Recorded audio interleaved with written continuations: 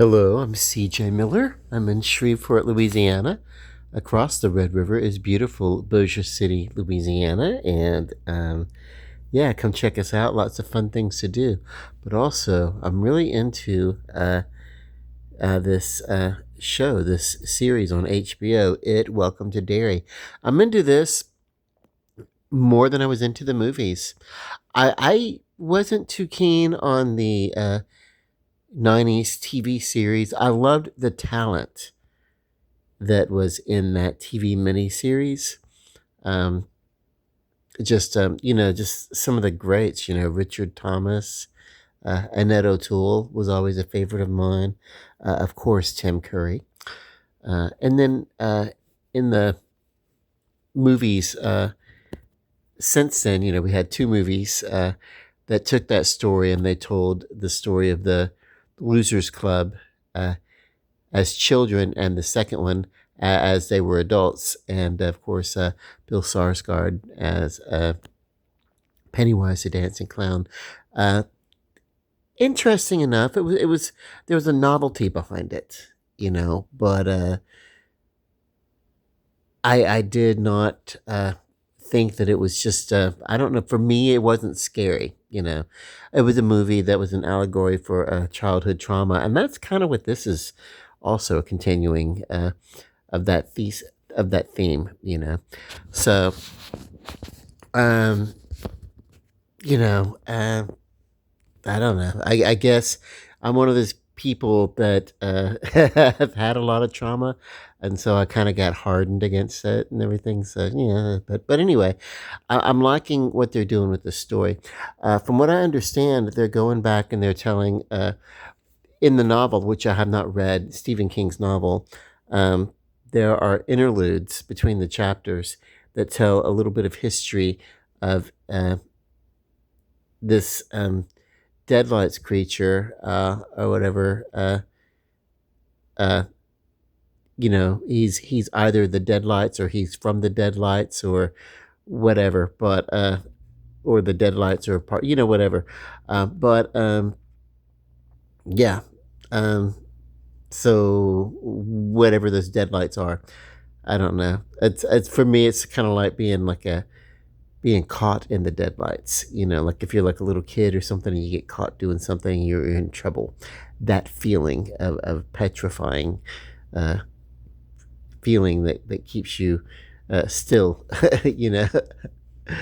Uh, so yeah, but that's kind of what it's like. But anyway, um, and of course we know from the movies, the only thing you really have to do to defeat this creature is to basically yell a bunch of insults at it and make it feel small, take away its fear. Kind of, you know, it and Freddy Krueger from Nightmare on Elm Street, very similar. They thrive on fear. And so then there was a short story that Stephen King wrote about a librarian that thrived on the fear or whatever. So whatever, it's a typical boogeyman or whatever. But anyway, and I did a review on the pilot and the first couple of episodes, and so kind of dropped off. But we get to get a little bit more of what's going on. I love that the lead family, or one of the principal leads, the one that we see most of, that they're actually from Shreveport, which is where I'm from. So that's kind of cool. That's another. Yeah, I got a little interest in that. But anyway, yeah. We find that the children in here are on the same track of finding out what's going on, searching their own little mystery, as the military uh, is finding out what's going on, because they're searching for this entity or whatever. And we find out that the local Native Americans are kind of like the gatekeeper of those stories. And so we get into how, you know, that's kind of what this season for the great swirling apparatus of our planet's function. That's kind of it's a mouthful of a title, but that's kind of what they get into, talking about that history. And then we get to um, the fifth, which is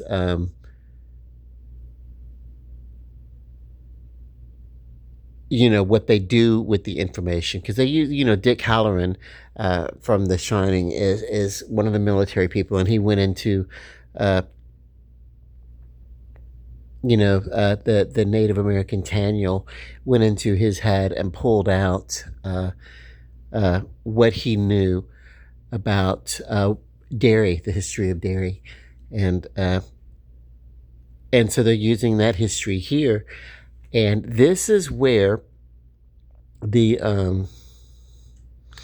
uh, the convergence of the story with the children, uh, and they go down into the sewer because their missing friend, one of their missing friends, just kind of comes back, and Maddie, the one from the first episode, he's like Maddie, and they're like, you're here, and like, uh, almost everybody that's gone missing is dead. There's one or two that are not dead or whatever. And if they get together, maybe they can go find them or something like that. So they follow into the sewer. And of course, the lead girl, she's made friends with a nurse from the institute that she's constantly going to, the mental hospital.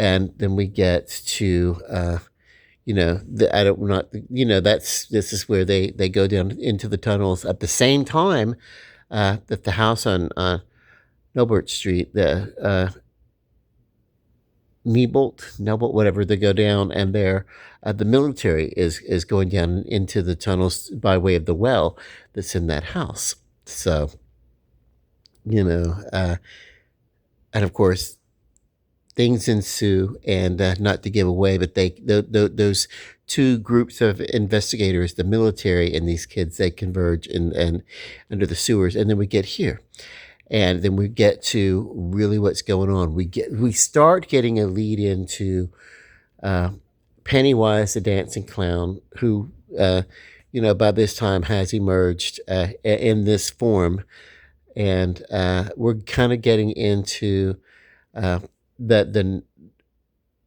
nurse and her connection to Pennywise, and they were getting into what's about to happen at the black spot, because this is clearly telling that story. And then the next episode or whatever it is, we're getting near to that conclusion. It's going to be, if you've well, basically, spoilers abound anyway. You kind of know how this really is going to end. Uh, so this is a series that's not really, you're not really on the edge of your seat wondering what's going to happen, because you know what's going to happen if you know the story.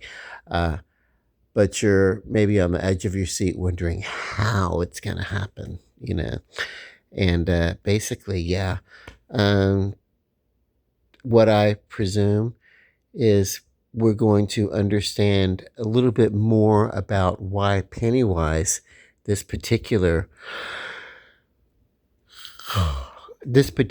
form, gets chosen. Because this was an actual person. Pennywise the dancing clown was an actual human being. And, so we'll get more into why this is the selected form. Other than being a clown that's like just scary as hell. Yeah. So, I give this a small S for streaming on the small screen, and yeah, it's worth the price of. This is one of these things that, like, if this were the only way I could watch this show, I would pay for the subscription to watch the show. I'd pay for the streaming or something like that. So it gets the little less for small screening. If it were in a theater, it's the equivalent to the standard that I would pay, the standard streaming for the theater, but it gets a lowercase s, a rated lowercase s. Um, I will say the first couple of episodes, while I did enjoy it, there were a couple of scenes that I felt were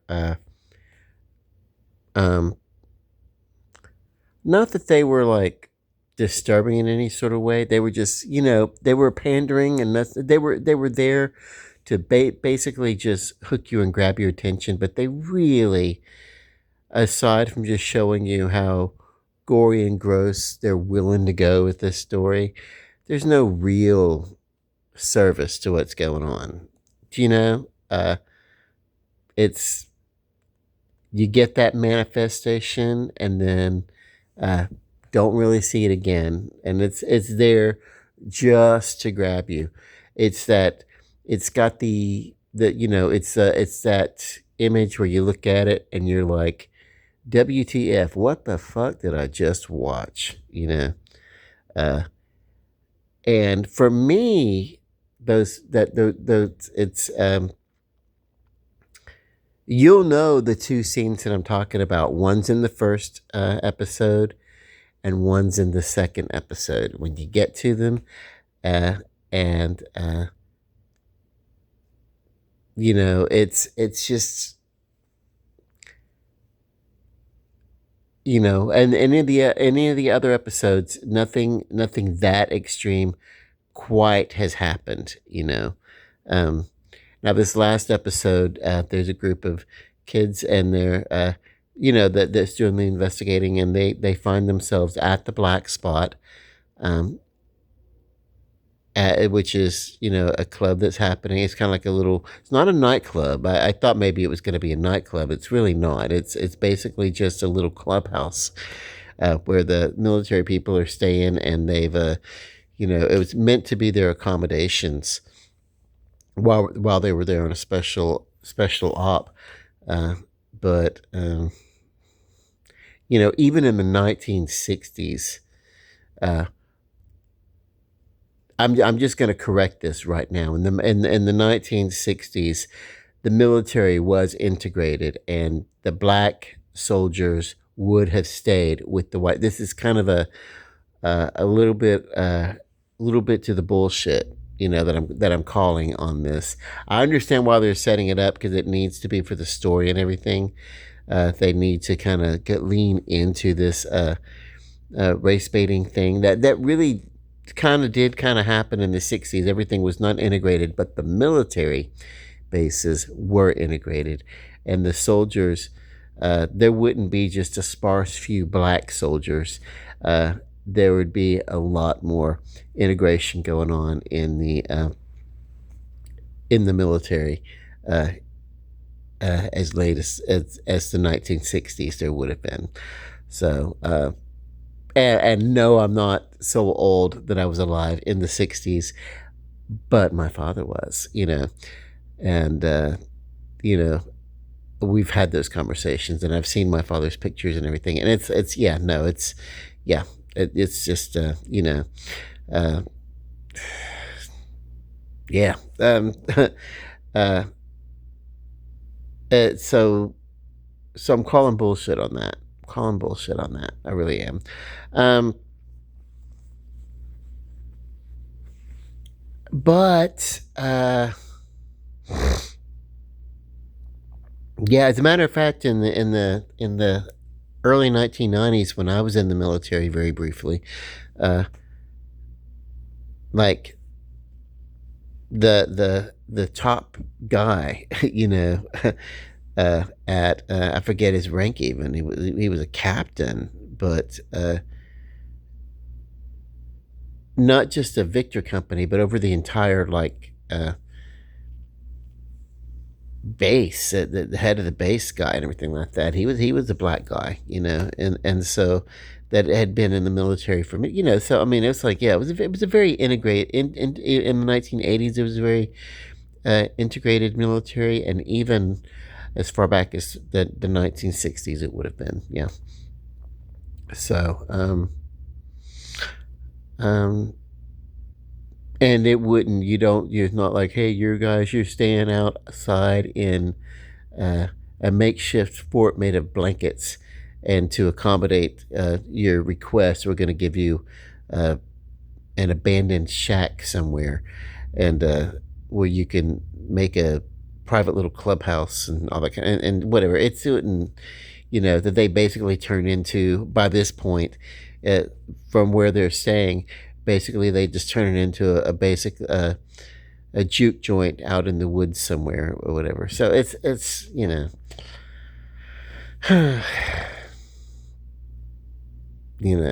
but sometimes you get in there for the sake of a story, and you get in there and you tell it or whatever. But I always thought, from the movies or whatever, I thought the Black Spot was maybe a club that was somewhere in town or just outside of town or something like that. But whatever. Um, because there were honky tonks and juke joints and stuff like that that um, were all the way through, whatever. So it's kind of like, I don't know. They're kind of like maybe taking this story, that element of the story, and they're taking it back quite a few decades before those attitudes. Um, yeah, that's But anyway, whatever. Um, you know, uh,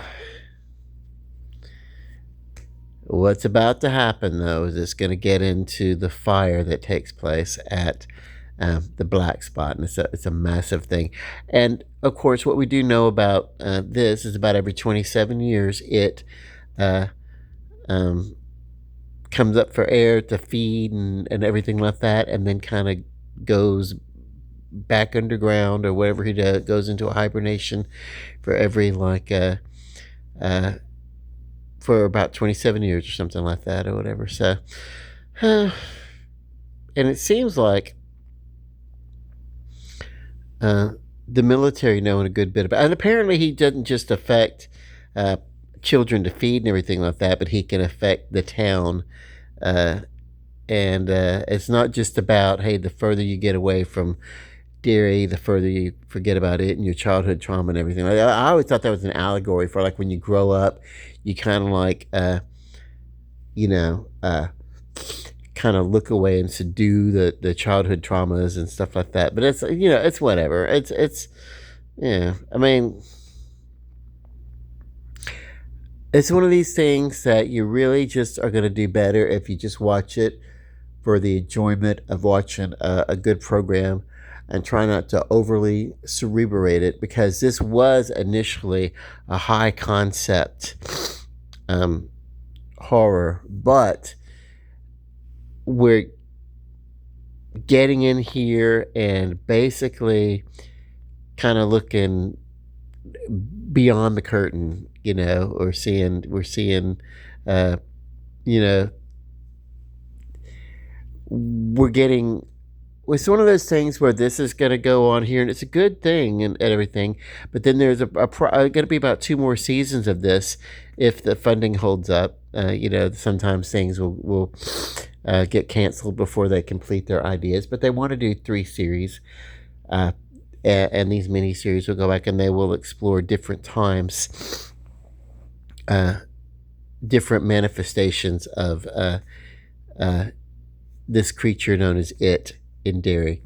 So, but this one has done so well already. We've gotten the origin of when it comes to Earth and how the natives, kind of trap it. We get the origin, the original origin, and then we're getting the Black Spot, and then we're getting a little something that happened in 1935, or we're getting a little history. So there's so much that has already been explored. So going back into the different uh, series it's going to be interesting, because they could have completed this all in one season, uh, even with as much as they've done.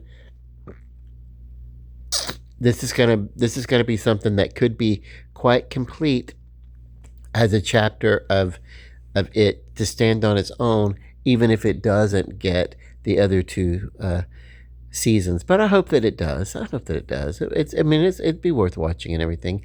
Like I said, there's a couple of things that maybe are just a little gratuitous in those first couple of episodes. Those two scenes that are specifically gratuitous, what it really does is kind of kind of cheapens it a little bit. You know, it kind of lets you know, hey, this is like lowbrow. It takes it from a high concept horror, elevated horror, and brings it down to lowbrow, uh, you know, almost grindhouse level, uh, you know. So anyway, forgive my sniffles. You know, I get sinuses and pressure and everything with the changing weather and everything. Uh, what during the fall in particular. So anyway, yeah, back to this. It it's called it, not this. I refer. I'm just like back to this. This thing called it. It. Welcome to Derry. It's good. So I wonder if they do the next two seasons, if the second season is going to be called it something else other than Welcome to Derry. Because this one, the reason why it was Welcome to Derry was because it started with a family, a military family, moving from Shreveport to Derry, and it was kind of, that kind of opens the show. So, but now that we're getting here and we've got the Pennywise narrative, maybe we're gonna in those other two seasons, maybe are they going to continue with Pennywise as the Pennywise the clown, or are they just going to dispense with that because basically they're telling the story of why it has chosen the form of Pennywise? But that happens in the 1900s. This thing has been here for uh, you know millennia, since before there was mankind. I don't know, what did it feed on before man. I don't know. Did it frighten animals and eat them? I don't know. So we'll get into maybe some of the history or something. I don't know. I didn't read the novel. Maybe I should read the novel. Okay, love and light and peace. Good night.